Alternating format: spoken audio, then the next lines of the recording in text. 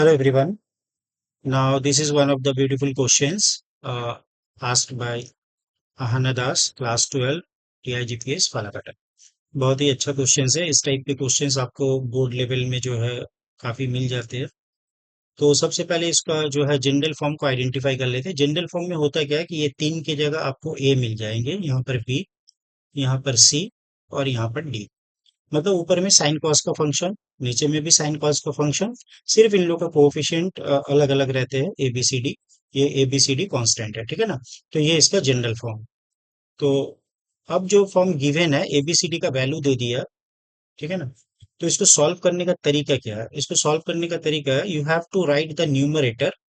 आप न्यूमरेटर लोगे, you have to write the numerator. The numerator you have to write in terms of denominator. पहला लेंगे हम लोग डिनोमिनेटर और इसको लैम्डा से मल्टीप्लाई कर देंगे, एंड डिनोमिनेटर का dash, derivative of the denominator, plus mu times of denominator. तो इसको पहले अच्छे से समझ लो कि न्यूमरेटर को क्या लिखना है, एक कांस्टेंट लैम्डा और उसके साथ डिनोमिनेटर का derivative.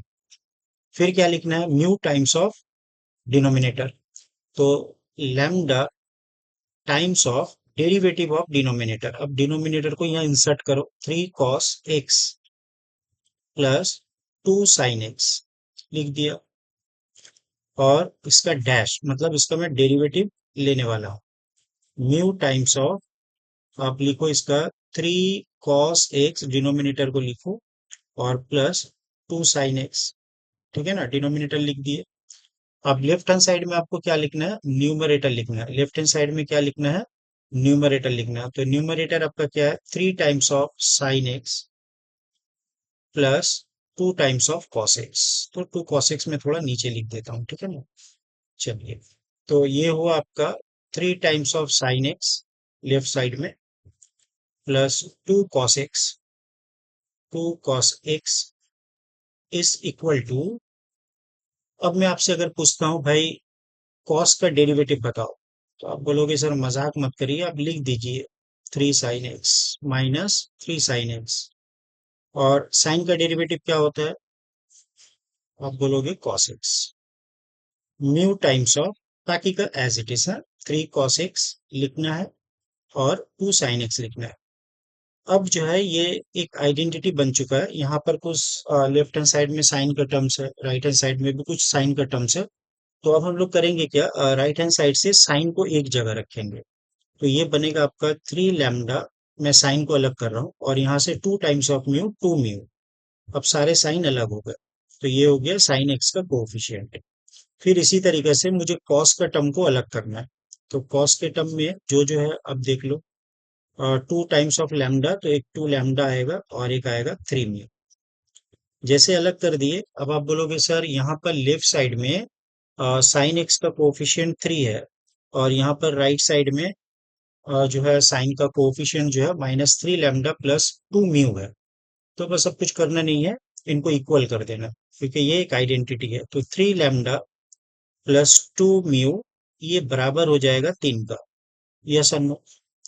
2 lambda plus 3 mu, 2 lambda plus 3 mu, ये बराबर हो जाएगा 2 का।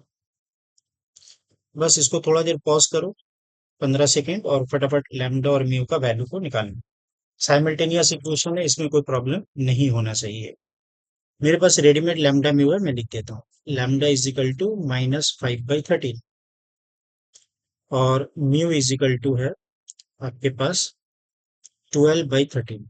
ये आप लोग एक बार वेरीफाई कर लेना, मेरा कैलकुलेशन मिस्टेक होते रहता है। Sorry student. आई होप यहाँ तक आपको क्लियर है, ठीक है ना। चलो नेक्स्ट। लैम्डा म्यू जैसे आ गया, तो आपको न्यूमरेटर को ये वाले चीज से सब्स्टिट्यूट कर देना है। ये जो स्टेप में अपने पास आया था, इससे सब्स्टिट्यूट कर देना है न्यूमरेटर को। तो हम लोग क्या लिखेंगे, lambda times of derivative of numerator. Lambda का वैल्यू तो आप इंटीग्रेशन डाल दो, इंटीग्रेशन डाल दो, I is equal to lambda का वैल्यू -5/13।